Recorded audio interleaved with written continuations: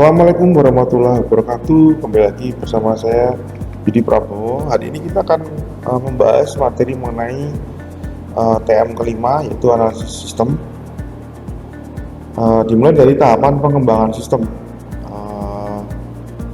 yaitu dari tahap perencanaan sistem planning, tahap analisis sistem, kemudian desain sistem, tahap analisis sistem, tahap kritis dan sangat penting. Jadi di sini makanya di garis bawahi kenapa kok sistem itu harus dikembangkan. Nah, ruang lingkupnya yaitu tadi pendahuluan, langkah-langkah analisis sistem, kemudian identifikasi masalah, kemudian memahami kerja sistem, kemudian analisis sistem, analisis hasil penelitian, kemudian laporan hasil analisis. Jadi dalam pengembangan atau perancangan sistem itu nanti ke 6 unsur ini harus kalian laporkan atau kalian sampaikan, yaitu mengenai pendahuluan. Nanti kalian akan kita sama-sama akan buka contoh jurnal gitu ya, bagaimana di situ ada pendahuluan, kemudian ada langkah-langkah analisis sistem, apa yang dilakukan dalam menganalisis sistem, kemudian mengidentifikasi masalah, kemudian memahami kerja sistem, kemudian menganalisis hasil penelitiannya, kemudian melaporkan hasil analisisnya. Apa itu analisis sistem? Adalah penguraian dari suatu sistem informasi yang utuh ke dalam bagian-bagian komponennya dengan maksud untuk mengidentifikasikan dan mengevaluasi permasalahan, kesempatan, hambatan yang terjadi dan kebutuhan yang diharapkan sehingga dapat diusulkan perbaikannya.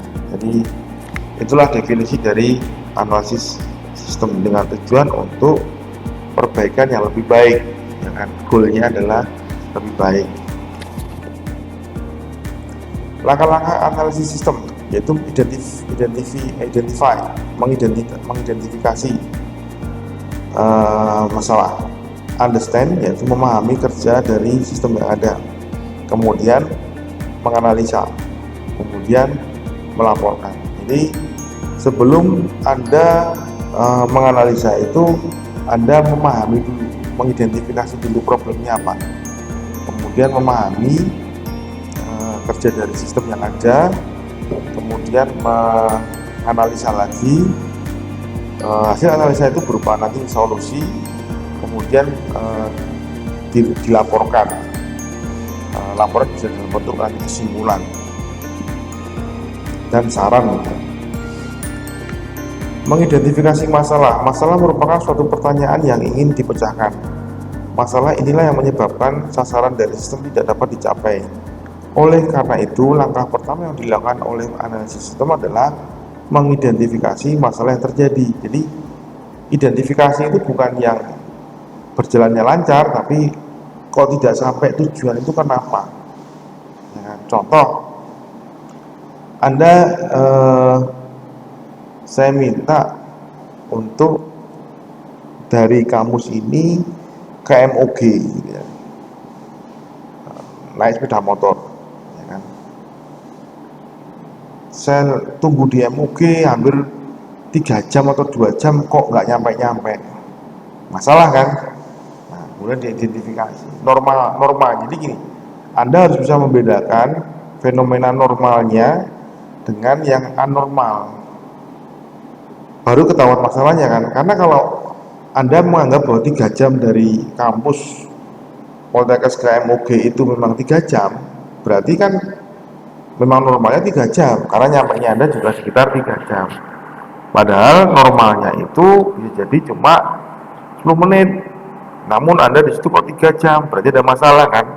Mungkin bensinnya habis, bahan bakarnya habis, mungkin di perjalanan ada hambatan, ada operasi, istilahnya operasi lalu lintas dan sebagainya. Itu yang harus Anda, nggak bisa kita mengidentifikasi itu tanpa tahu normal fenomena atau normalnya seperti apa. Karena nanti kita tidak bisa mengetahui apakah itu masalah atau tidak.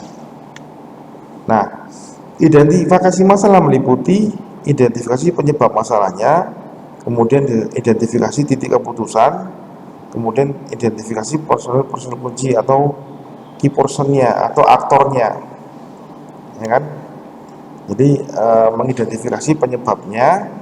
Setelah Anda mengetahui bahwa ini masalah, ketahuan masalahnya, Anda cari tahu penyebabnya, ya kan? Kemudian titik keputusan, kemudian termasuk aktor atau orang-orang yang terlibat di dalam masalah tersebut. Ini kita bahas di sini mengenai identifikasi penyebab masalah. Analisis sistem harus mempunyai pengetahuan tentang aplikasi yang sedang dianalisisnya, betul? Ya, itu yang tadi saya katakan. Anda mau menganalisa sistem akuntansi, berarti Anda harus tahu tentang akuntansi, ya kan? Nah, gimana caranya Anda tahu tentang akuntansi? Anda bisa melibatkan orang akuntansi. Anda sistemnya, jadi Anda mengetahui tentang sistemnya, sistem operasional komputerisasinya, dibantu oleh orang yang paham tentang akuntansi. Ada komunikasi, ada diskusi, sama-sama menganalisa, ketemulah penyebab masalahnya. Tapi kalau Anda sendirian, Anda mungkin tidak paham ini masalah atau tidak, ya. Kemudian dimulai dengan mengkaji ulang terlebih dahulu subjek-subjek permasalahan yang telah ditemukan oleh analisis sistem di tahap perencanaan sistem. Jadi dimulai dengan kajian-kajian dahulu, diskusi, komunikasi. Dari permasalahan yang ada diidentifikasi penyebab terjadinya masalah atau masalah, kemudian digali lebih dalam penyebabnya apa. Jadi tidak cukup hanya menemukan masalah, tapi lebih dari itu penyebabnya apa. Contoh di sini masalah, ya kan, biaya persediaan meningkat, penyebabnya ternyata overstock, kemudian pembelian barang tidak ekonomis. Jadi mungkin ini di sini terkait dengan contoh ini gudang, ya, gudang pemeliharaan, ya kan. Gudang itu kan membutuhkan biaya operasional untuk penyimpanan kan. Mungkin kalau penyimpanannya berupa barang yang barang yang mudah busuk, berarti kan memerlukan freezer misalkan sebagainya, memerlukan alat perahana. Ternyata kalau overstock itu berarti diperlukan tambahan kapasitas freezer kan. Nah, berarti kenapa kok harus overstock? Apakah pembelian barangnya tidak ekonomis? Artinya pengaturan stok itu tidak diatur dengan benar sehingga menumpuknya terlalu banyak. Harusnya kan diatur, ya, FIFO-nya, first in first out-nya diatur, jadi tidak terlalu banyak menumpuk, juga jangan sampai kekurangan stok kan, gitu kan. Perusahaan itu kan menjaga seperti itu kan. Kalau sampai kekurangan stok, ya juga merugikan, karena bisa jadi nanti pembeli akan merasa kecewa, stoknya habis. Tapi kalau berlebihan terus juga tidak efisien, karena pemborosan untuk biaya persediaan atau pemeliharaannya.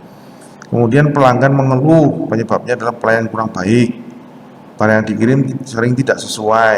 Contoh-contoh yang real, ya, banyak piutang yang tidak tertagih. Kenapa? Karena evaluasi pemberian kredit yang kurang benar. Jadi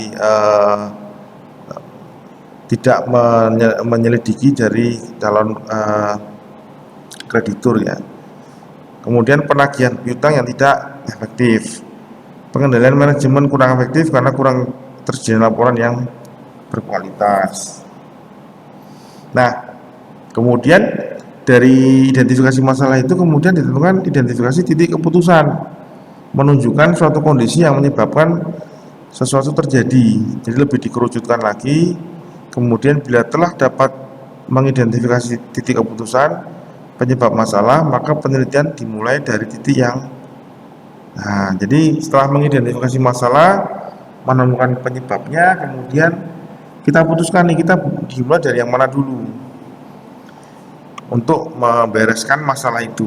Sebagai dasar identifikasi titik keputusan dapat digunakan dokumen sistem bagan alir formulir. Nah, kemudian kita mengidentifikasi aktor atau personil-personil kuncinya, yaitu personil kunci dilihat baik yang langsung maupun tidak langsung menyebabkan terjadinya masalah. atau problem. Nah, tidak langsungnya itu juga tidak harus terlalu jauh. Yang tadi saya sampaikan, mungkin driver diajar. Itu kalau sistem akademik mungkin terlalu jauh melibatkan personel kuncinya itu driver kan gitu kan. Tapi kalau bagian kurikulum, bagian mahasiswa kemahasiswaan itu masih mendekati lah. Kemudian dilakukan dengan mengacu pada bagian alir dokumen serta dokumen deskripsi jabatan. Memahami sistem atau memahami kerja sistem itu tugas analisis sistem ya. Kalau Anda masuk di bidang analisis sistem, Anda harus memahami kerja sistem yang akan dirancang atau diteliti melalui penelitian terinci, detail survei, menggunakan teknik pengumpulan data seperti wawancara, observasi, daftar pertanyaan, dan pengambilan sampel. Meliputi langkah-langkah sebagai berikut. Pertama, menentukan jenis penelitian, kemudian merencanakan jadwal penelitian, mengatur jadwal wawancara, mengatur jadwal observasi, mengatur jadwal pengambilan sampel. Kenapa? Karena ini terkait dengan mungkin aktor atau personel kunci. Jadi jangan sampai kita wawancara itu mengganggu aktivitas atau waktu dari responden kan gitu kan. Tapi harus berdiskusi janjian untuk bisa menetapkan waktu yang tepat. Termasuk juga untuk mengatur jadwal pengambilan sampelnya. Kemudian membuat penugasan penelitian, membuat agenda wawancara, mengumpulkan hasil penelitian. Analisis hasil penelitian dapat diuraikan menjadi beberapa analisis, yakni analisis kelemahan sistem, distribusi pekerjaan, keandalan, analisis dokumen, laporan, dan analisis teknologi. Jadi beberapa analisis yang bisa kalian pakai, yaitu kalian bisa melihat atau menganalisis berdasarkan kelemahan sistem, ya kan. Kemudian dari sisi distribusi pekerjaan, kemudian dari dokumen, laporan atau keandalan dari sistem. Nah, analisis sistem, kelemahan sistem, analisis masalah yang terjadi untuk dapat menemukan jawaban apa yang menyebabkan sebenarnya masalah yang timbul. Analisis distribusi pekerjaan. Distribusi pekerjaan menunjukkan beban dari masing-masing personel atau unit organisasi yang menangani kegiatan yang sama. Dapat mengetahui beban dari masing-masing personel, dapat ditentukan personel mana yang masih dapat diberi tambahan beban dan personel mana yang harus dikurangi bebannya. Analisis keandalan menunjukkan banyaknya kesalahan yang dilakukan dalam suatu kegiatan. Semakin andal berarti semakin sedikit kesalahan yang dilakukan. Kemudian analisis dokumen untuk mengetahui dan menganalisis dokumen yang digunakan dalam sistem yang lama. Analisis laporan untuk menganalisis laporan yang dihasilkan oleh sistem yang lama. Kemudian analisis teknologi untuk menganalisis teknologi yang digunakan dalam sistem yang lama. Jadi menganalisa ini dari beberapa segi atau sudut pandang ya. Dari segi distribusi pekerjaan mungkin, keandalan sistem, dokumen. Jadi Anda bisa menganalisis dokumen-dokumen yang dihasilkan oleh sistem ini seperti apa. Apakah ada pemborosan format layout atau nyetakan yang berulang-ulang, kemudian dari jenis laporannya atau jenis-jenis teknologinya. Oh nih teknologinya sekarang sudah jadul ya kan. Misalkan gini, dahulu belum ada barcode misalkan ya kan. Dulu itu mencatat nomor KMEDIK itu harus diketik ulang misalkan.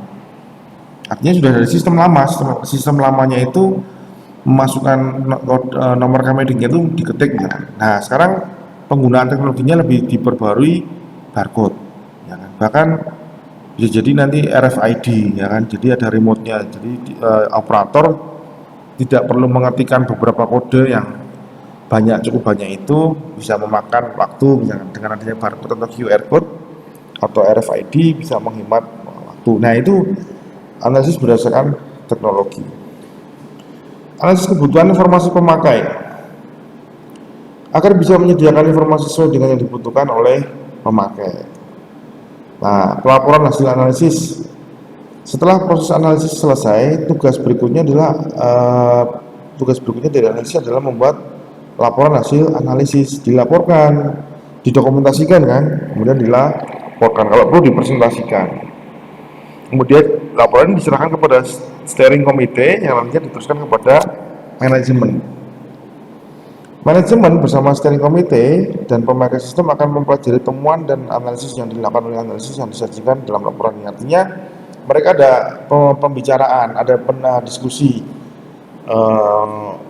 hasil dari laporan analisis itu. Kemudian tujuan pelaporan yaitu pelaporan bahwa analisis telah selesai dilakukan, meluruskan kesalahan temuan analisis tetapi tidak sesuai menurut manajemen, meminta pendapat dan saran dari manajemen, meminta persetujuan manajemen untuk melakukan tindakan selanjutnya, dapat berupa meneruskan ke tahap desain sistem atau menghentikan proyek bila dipandang tidak layak. Jadi maksud dan tujuan dari pelaporan itu adalah bahwa menyatakan kalau kegiatan analisis itu sudah selesai, dilaporkan. Jadi start and dan selesai, memulai dan mengakhirnya itu jelas. Kemudian meluruskan kesalahan pengertian. Jadi nanti disampaikan atau didokumentasikan sehingga kesalahpahaman antara manajemen dan law manajemennya itu bisa terselesaikan. Barangkali problem yang terjadi itu manajemen tidak ngerti permasalahan di lapangan kan gitu kan. Ternyata kemudian dilaporkan seperti ini. Kemudian bisa mendapat saran dari manajemen. Jadi ada feedbacknya ya. Saran. Karena manajemen itu tidak berbicara operasional atau teknis ya. Nah, kemudian hasil dari tahapan itu keputusan apakah hasil analisis temuan masalah ini akan dilanjutkan untuk perencanaan desain sistem atau tidak gitu. Itu juga tergantung dari manajemen atau keputusan bersama oleh manajemen. Nah, ini jadi ada tugas buat kalian, yaitu apa yang sudah ketahui tentang pengertian sistem analisis sistem. Kemudian nomor 2, cara sebuah jurnal tentang sistem. Kebetulan sudah saya carikan, nanti tinggal kalian selesaikan tugasnya.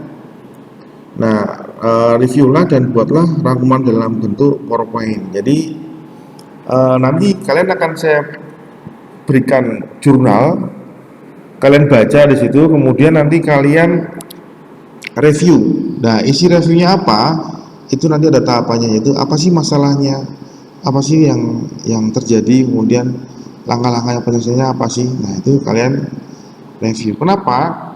Barangkali nanti kedepannya kalian bisa pergunakan untuk rencana pembuatan topik atau judul LTA ya. Jadi kalian kalau berminat di bidang sistem, perancangan sistem, nanti mulai baca-baca, kalian tingkat 2 ya, mulai baca-baca, atau nanti juga terkait ini mata kuliah ini juga ke tingkat 3 yang sedang berjalan, bisa banyak referensi, baca-baca yang berkeinginan bidang sistem, bidang perancangan, secara studi literatur, silahkan ya. Jadi setelah ini nanti kita akan bahas mengarah ke review dari jurnal, tapi terkait dengan sequence diagram. Jadi nanti kan di dalam perancangan sistem itu nanti ada beberapa tahapan kan, di antara diagram use case. Nah, di RPS saya lihat di sini tidak ada membahas mengenai sequential diagram. Mungkin sepengetahuan saya seperti itu ya. Barangkali mungkin salah, juga mohon maaf.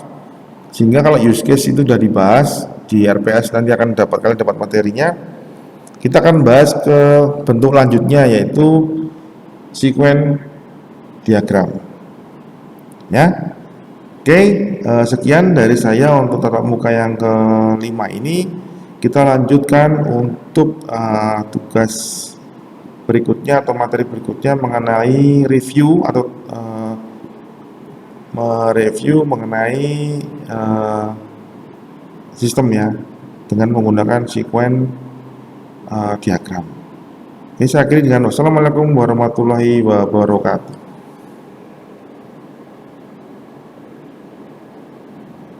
Assalamualaikum warahmatullahi wabarakatuh.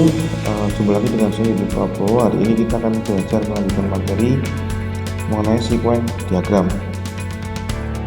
Termasuk yang di dalamnya ada pendahuluan, kita belajar tujuan, komponen dari sekuen diagram, simbol-simbolnya, istilah jenis, contoh dan studi kasusnya. Apa itu sekuen diagram? Yaitu menggambarkan interaksi antar objek di dalam dan di sekitar sistem, termasuk antara pengguna atau aktornya, kemudian display dalam bentuk form berupa message yang digambarkan terhadap waktu. Sekuen diagram terdiri atas dimensi vertikal waktu dan dimensi horizontal objek-objek yang terkait, vertikal dan horizontal. Nah, sekuen diagram biasanya digunakan untuk menggambarkan skenario atau rangkaian langkah-langkah yang dilakukan sebagai respon dari sebuah event untuk menghasilkan output tertentu, diawali dari apa yang men-trigger aktivitas tersebut, proses dan perubahan apa saja yang terjadi secara internal, dan output apa saja yang dihasilkan. Diagram ini secara khusus berasosiasi dengan use case diagram dan memperlihatkan tahap demi tahap apa yang seharusnya terjadi untuk menghasilkan sesuatu di dalam use case. Jadi sekuen diagram ini terkait sangat erat dengan use case. Jadi nanti juga ada activity diagram, ada use case, kemudian ada sekuen diagram. Namun hari ini kita belajar mengenai sekuen diagram. Tujuannya adalah digunakan untuk memperlihatkan interaksi antar objek dalam perintah yang berurutan. Tujuan utama adalah mendefinisikan urutan kejadian yang dapat menghasilkan output yang diinginkan. Mirip dengan activity diagram, menggambarkan alur kejadian sebuah aktivitas, lebih detail dalam menggambarkan aliran data, termasuk data atau behavior yang dikirimkan atau diterima, namun kurang mampu menjelaskan detail dari sebuah algoritma. Kalau itu terkait dengan loop ataupun branch. Komponen-komponen dalam sekuen diagram yaitu ada aktor, ada interface atau boundary, ada proses pembacaan atau kontrol, kemudian ada tabel atau entity. Nah, ini simbol-simbolnya seperti ini. Aktor disimbolkan dengan sebagai mirip dengan orang-orangan sawah. Kemudian ada entity class, ada boundary atau interface, kemudian ada control class, kemudian ada left line, ada message tanda panahnya.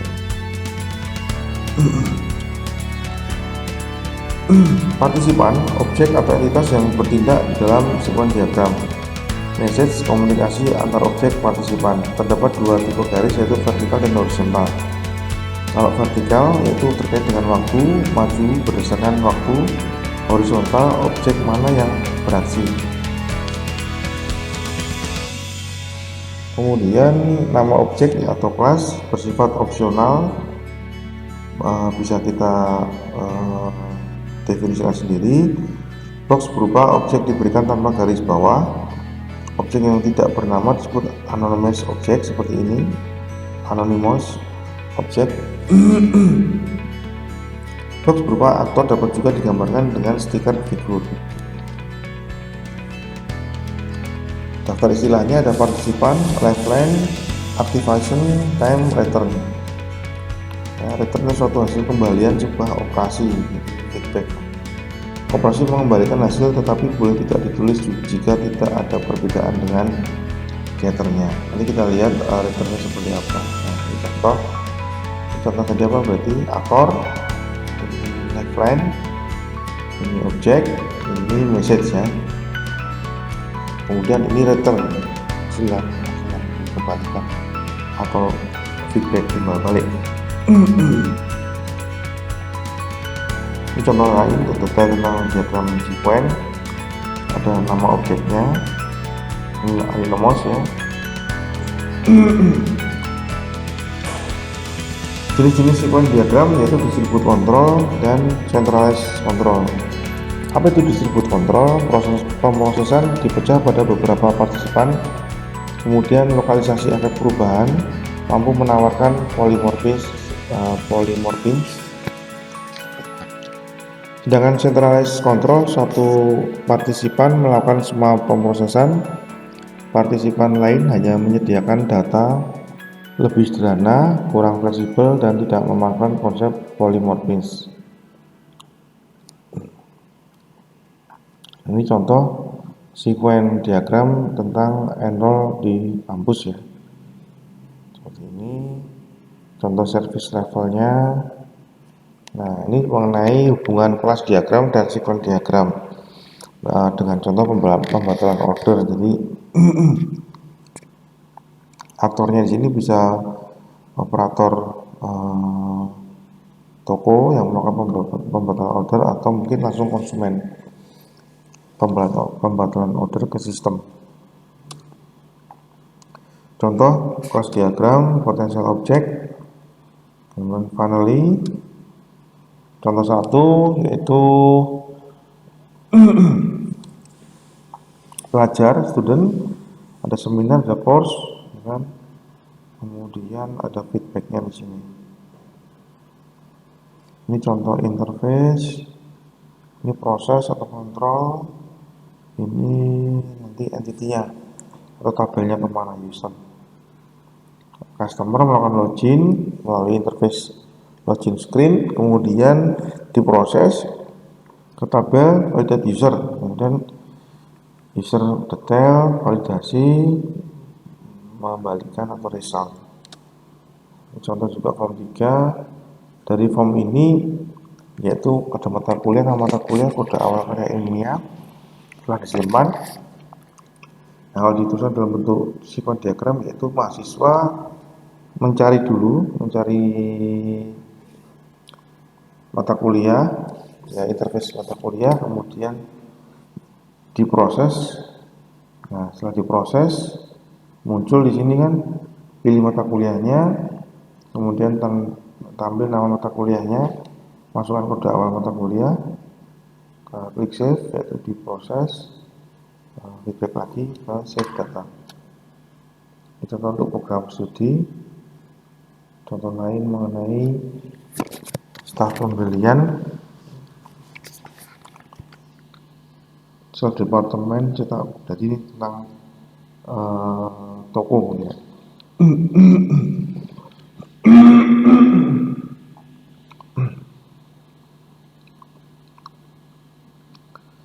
Nanti kalian bisa pelajari contoh-contohnya ini. Nah, kita akan masuk nanti ke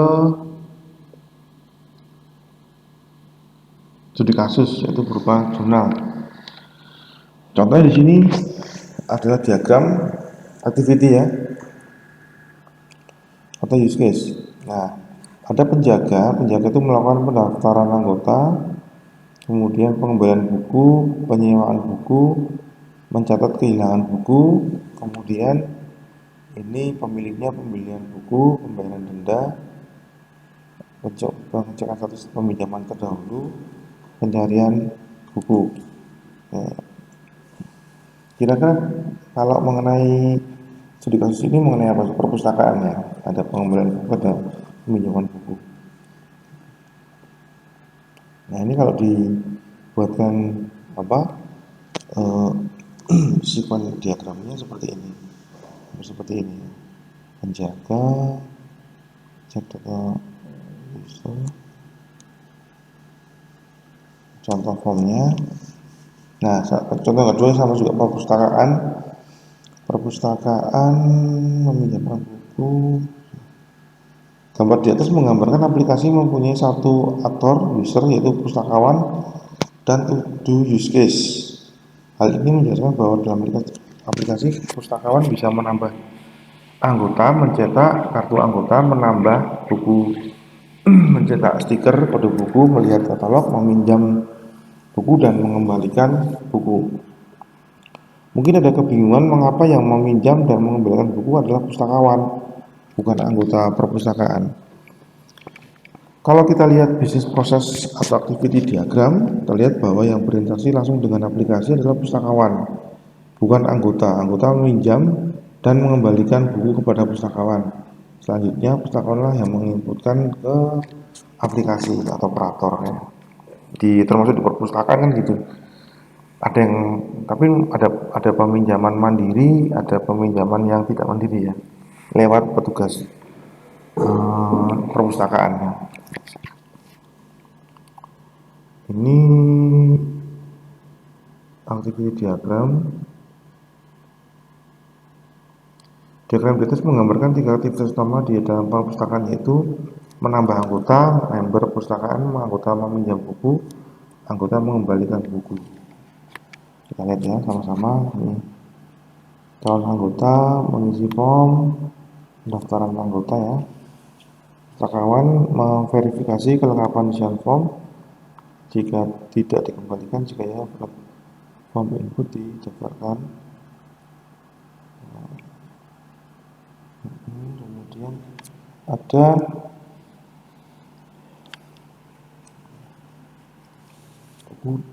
aktivitasnya ada 3 ya. Kalau aplikasi meminjam buku, pendaftaran anggota, meminjam buku, aktivitas diagram seperti ini, kemudian mengembalikan buku. Suatu diagram menggambarkan urutan interaksi antara objek ketika satu use case dieksekusi dilakukan, sehingga sequence diagram sebaiknya sebanyak use case-nya. Jadi dalam membuat sequence diagram ini memakai metode programming MVC model view control, atau dalam istilah model entity view boundary dan kontrol. Artinya sebanyak apapun use case ini nanti sequence diagramnya juga sama banyak yang terkait. View atau boundary adalah kelas yang berinteraksi langsung dengan aktor. Controller atau kontrol adalah kelas interaksi antara perantara view boundary dan mode entity. Sedangkan mode entity adalah kelas yang menyimpan data. Menambah anggota. Ada 2 kelas boundary, yaitu menu utama dan form pendaftaran anggota. Satu kelas kontrol yaitu proses pendaftaran anggota, dan satu kelas entity yaitu member. Jadi contoh di sini sequence diagram mengenai menambah anggota. Bagaimana menambah anggota perpustakaan? Yaitu pustakawan, aktornya di sini dia mendaftarkan anggota, menu utama, kemudian di interface-nya menu utama, kemudian form pendaftaran anggota, ada form lagi, kemudian masukkan nama anggotanya langsung ke pendaftaran form, alamat anggota, form, kemudian klik submit. Sistem akan dilanjutkan ke input pendaftaran alamat, input pendaftaran nama, alamat, dan sebagainya. Nah, ini perlu feedbacknya. Kalau nggak perlu ya berarti tidak balik garis sebelah kiri gitu ya. Mencetak kartu anggota, jadi dari pustakawan ke menu utama, menu cetak kartu, proses list anggota, member, data member, data proses, kemudian interface tampilan kartu, percetakan. Nah, kalau kita akan berlatih mengenai studi kasus di rekam medis, nah kita akan belajar ke activity diagram di sini. Ini mengenai tampilan utamanya atau galerinya, yaitu pilih menu galeri, kemudian menampilkan form galeri. Nah, secara sequence diagramnya, petugas menjalankan program, ya kan, masuk ke form beranda, interface-nya, kemudian pesan beranda, di pesan beranda, kemudian proses menampilkan form beranda. Menu login. Nah, sekarang login pada contoh kasus rekam medik. Nanti sebenarnya diambil dari jurnal ya, jurnal yang nanti akan saya sertakan itu kalian baca-baca. Jadi dalam membuat jurnal penelitian mengenai perancangan, nanti sampai kita sampaikan juga bahwa beberapa hal yang perlu dituangkan dalam jurnal itu antara lain mengenai use case diagram, activity diagram, termasuk sequence diagram. Terlihat dari menu login ini bahwa petugas masukkan username password, kemudian klik login, dia akan masuk ke sistem sebagai validasi data. Jika benar dia terus, jika salah dia kembali lagi ke petugas, akan menampilkan form beranda.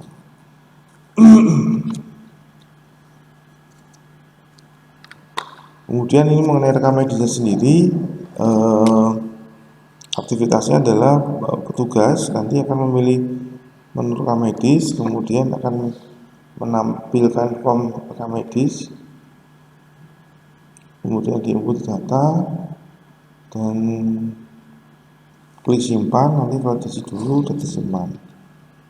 Contoh ini simpan rekam medis, berarti seperti ini aktor pilih menu rekam medis, ada interface rekam medis, kemudian diproses di rekam medis, disimpan dalam database atau entitas tabel rekam medis. Kemudian hasil dari proses itu menampilkan form rekam medisnya, diinput datanya oleh operator atau oleh dokter menggunakan interface yang ada.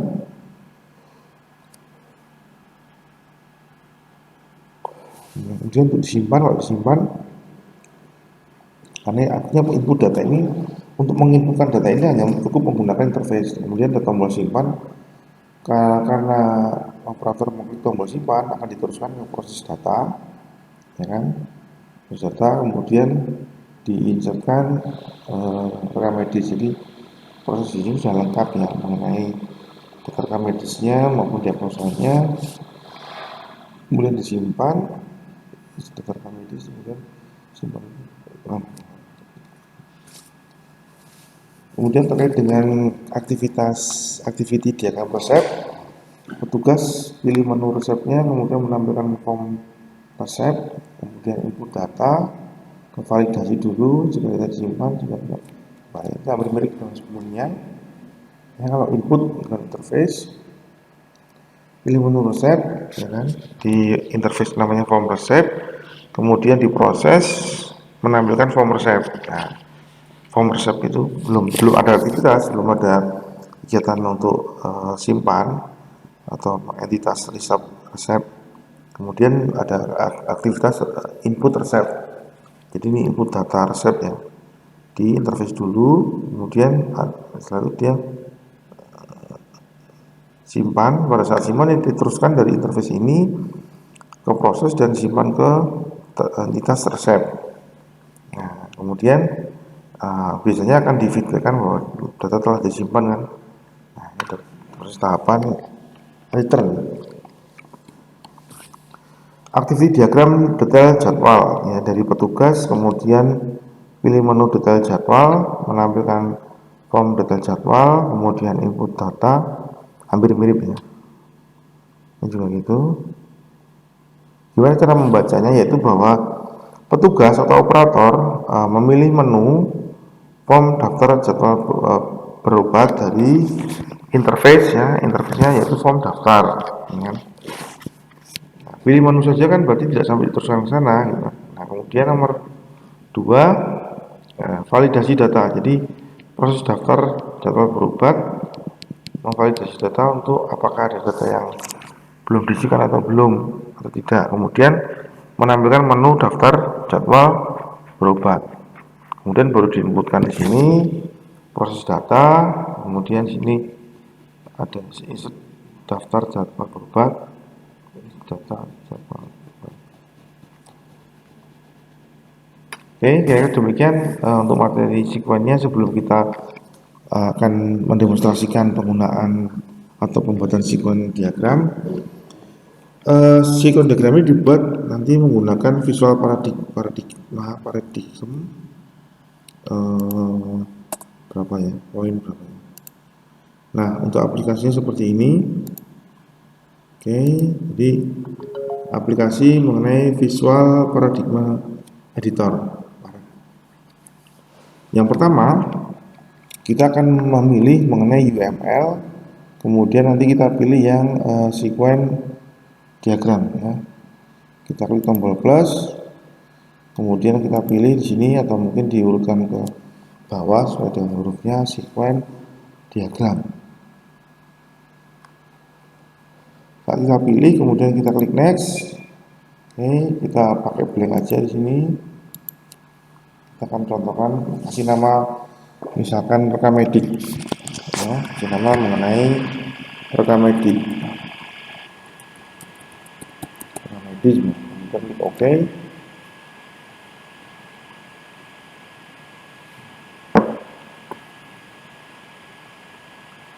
Kita close saja sebelah sini. Nah, sudah muncul SD rekam medik atau singkatan dari sekuen diagram rekam. Jadi sekarang kita akan coba masukkan di sini klik ator. Nah, coba dulu.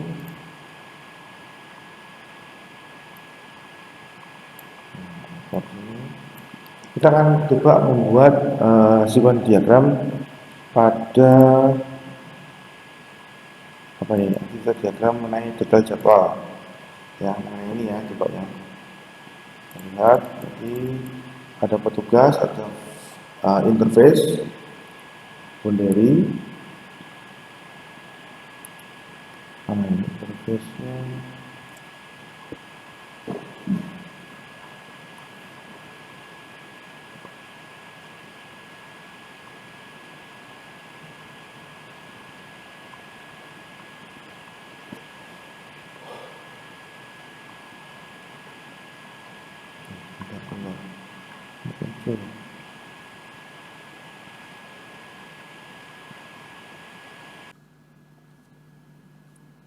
Oke, kita akan lanjutkan bagaimana proses instalasi Visual Paradigma. Setelah nanti kalian mendapatkan master filenya Visual Paradigma, Anda bisa double klik di aplikasi tersebut, menunggu prosesnya, kemudian akan muncul tampilan seperti ini.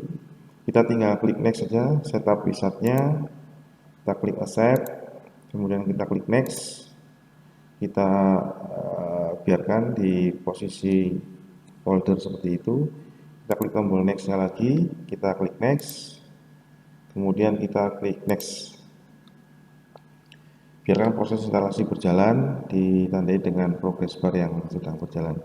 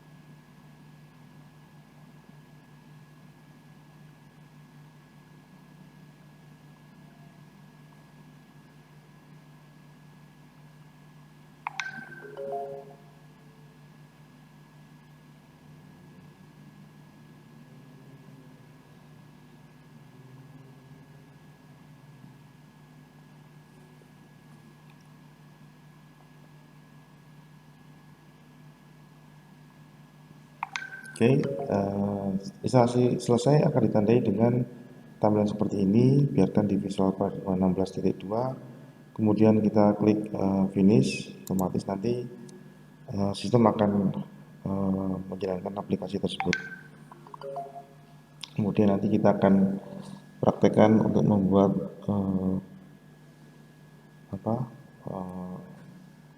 sekuen diagramnya. Nah, demikianlah cara instalasi Visual Paradigma Community Edition. Terima kasih. Lanjut, kemudian pada tampilan seperti ini, kalian klik langsung aja di ini, no thanks, just start Visual Paradigma, kemudian klik start. Kita akan masuk ke program Visual Paradigma. Tunggu beberapa saat karena sedang proses inisialisasi.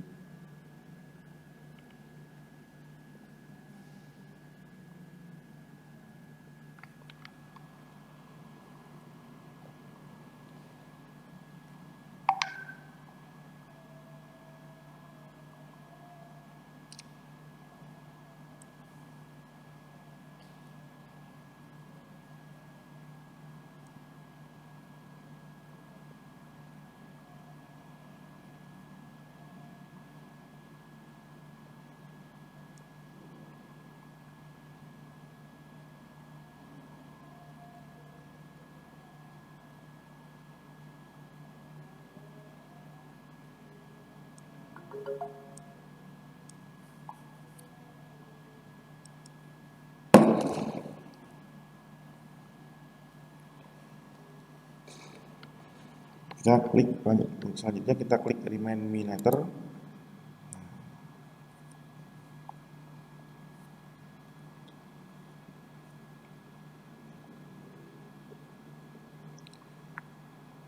Oke. Nah, ini adalah tampilan untuk newsnya. Nanti kita close saja. Klik dulu, kemudian kita close. Nah, yes, demikianlah tampilan awal aplikasi Visual Paradigma Community. Langkah selanjutnya kemudian kita akan belajar untuk bagaimana membuat sequence diagram. Terima kasih.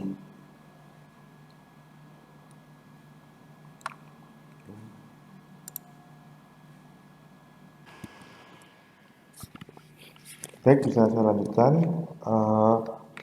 Dari sequence diagram yang kita bahas tadi pada slide sebelumnya, saya ambil dari sebuah penelitian dengan judul Perancangan Sistem Informasi Rekam Medis Studi Kasus di Klinik Summa Medica, ya kan? Di sini kalian nanti harapan saya baca-baca konsep penelitiannya, rangka penelitiannya, terjadi pendahuluan, kemudian nanti ada landasan teori, kemudian mengenai ada analisa sistem yang berjalan, kemudian menemukan identifikasi masalah dan sebagainya, sampai dengan nanti menggambarkan use case-nya digambarkan, kemudian aktivitas diagramnya digambarkan.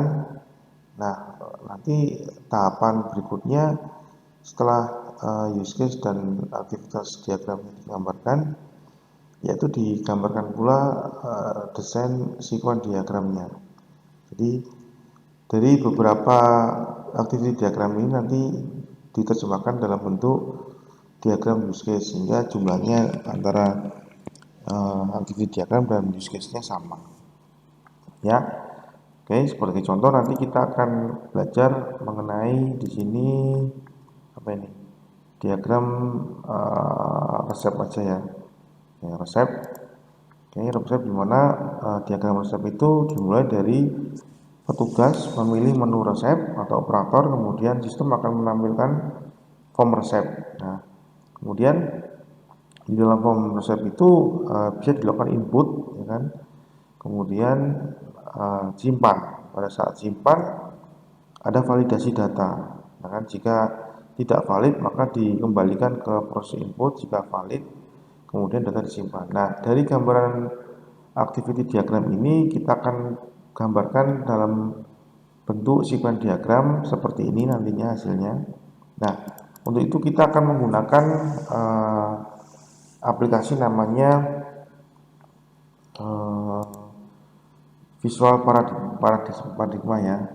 Nah, kita akan mulai nanti dari awal, misalkan kita klik new, kemudian kita pilih sequence diagram, dengan kita pilih blank, kita kasih nama misalkan rekam medis, atau yang sebelumnya kita hapus dulu aja di sini. Oke.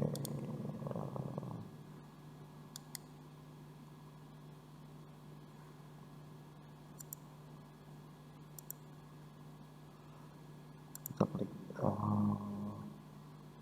no, kemudian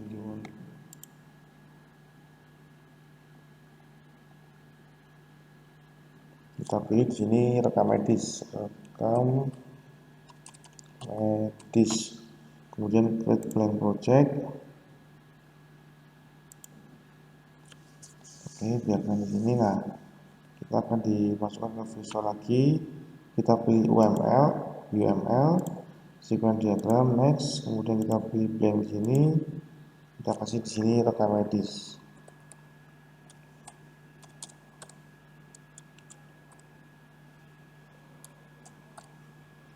Kita klik OK. Terus, nah di sini akan SD rekam medis atau sequence diagram rekam medis. Kita lihat di PowerPoint, kita tentukan itu tentang ini ya, resep berarti aktornya dokter ya, aktornya dokter. Kita pilih sini, klik sini, kita tarik sini. Nah, kita bisa tarik ke bawah, kita bisa kasih nama di sini dokter. Oke, dokter. Kemudian ada boundary atau interface-nya yaitu form resep. Form resep di sini buat di left line. Di sini boundary nya. Nah, sini form resep. Oke. Kemudian apa lagi? Form resep, kemudian ada kontrol atau proses yaitu proses resep. Proses resep ada di sini form kontrolnya. Kita lihat sini. Kontrol line. Nah, resep. Oke, resep atau proses resep ya.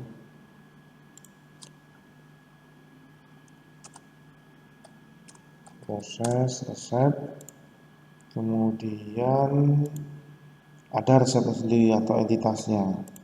Entitasnya ada di sini ya.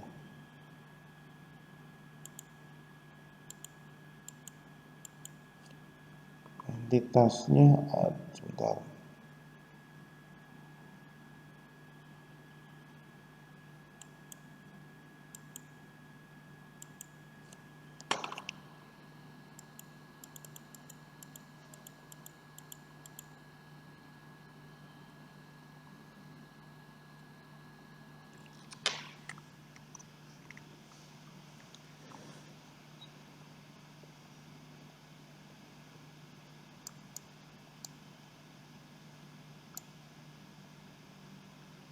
Oh, ini sudah tadi.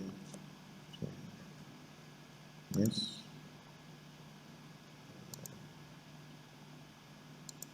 Proses resep entitasnya ada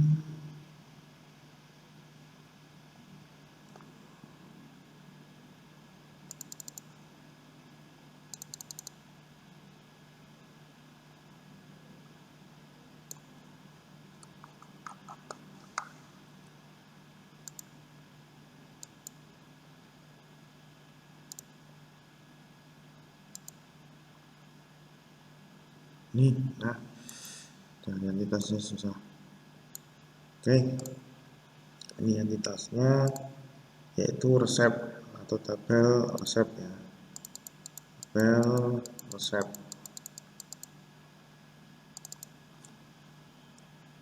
Resep. Oke. Nah, sekarang kita tinggal tarik message-nya, yaitu pertama pilih menu resep. Message dari sini. Oke. Satu. Pilih menu resep. Oke.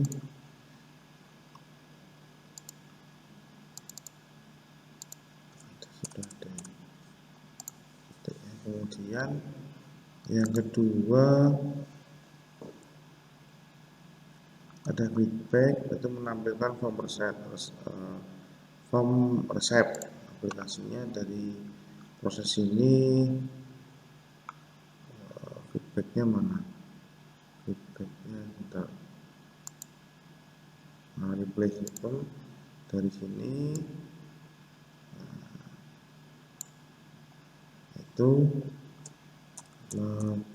menampilkan form resep kan?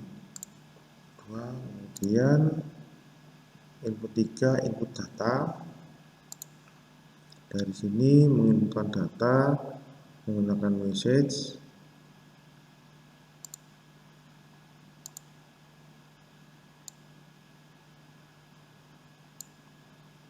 Itu input data, ya. Kemudian keempat divalidasi oleh di dalam proses validasi itu self message ya. Nah, validasi data, kemudian proses berikutnya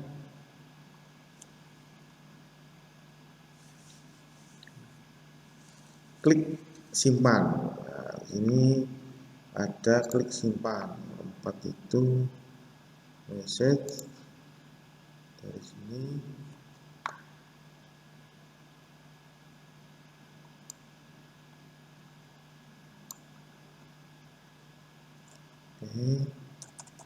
klik simpan. Berikutnya dari setelah disimpan akan dari interface itu kemudian diarahkan ke proses data, proses simpan di sini ya. Berarti di sini proses simpan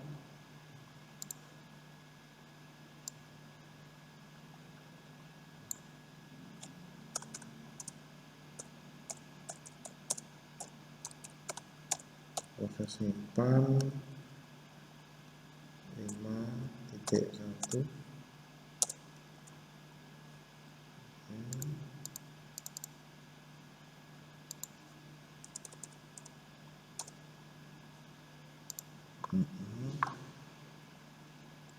Kemudian 51 insert data resep.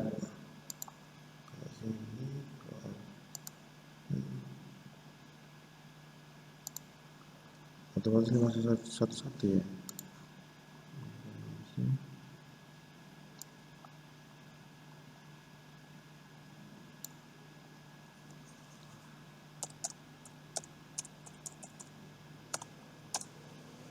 Jadi berurutan ya. Hierarki 5, 51, 511.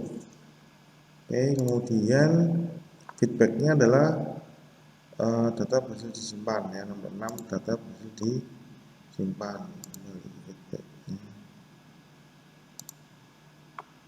Feedback itu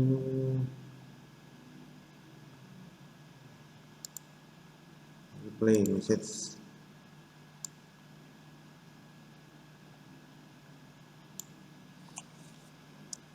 Data berhasil disimpan.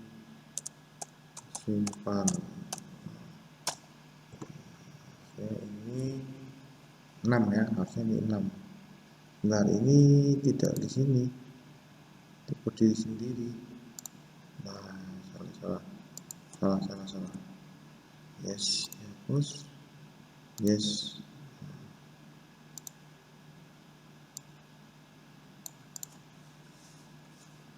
Replay message dari sini ke sini.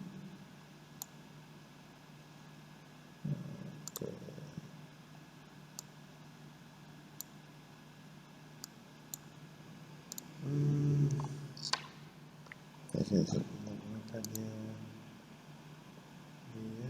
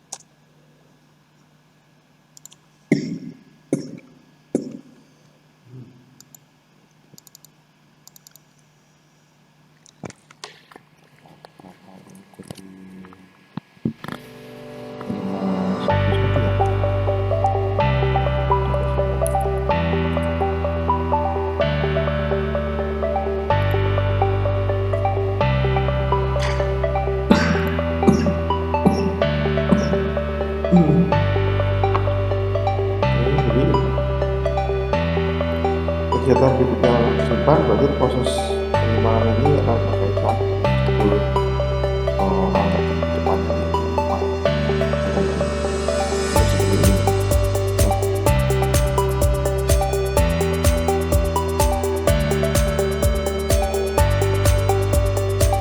Karena semua terkait.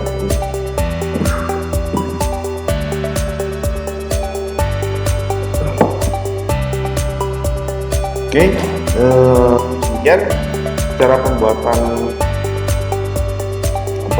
sequence diagram dengan menggunakan visual paradigma secara community.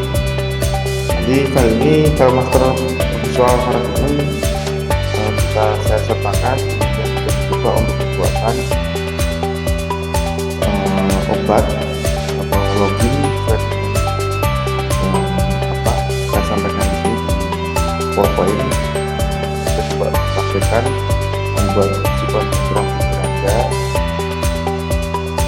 seperti secondary process. Silakan dicoba. Semoga materi yang saya berikan ini bermanfaat. Kalau ada pertanyaan nanti akan kita diskusikan dalam pertemuan berikutnya. Oke, saya akhiri. Wassalamualaikum warahmatullahi wabarakatuh.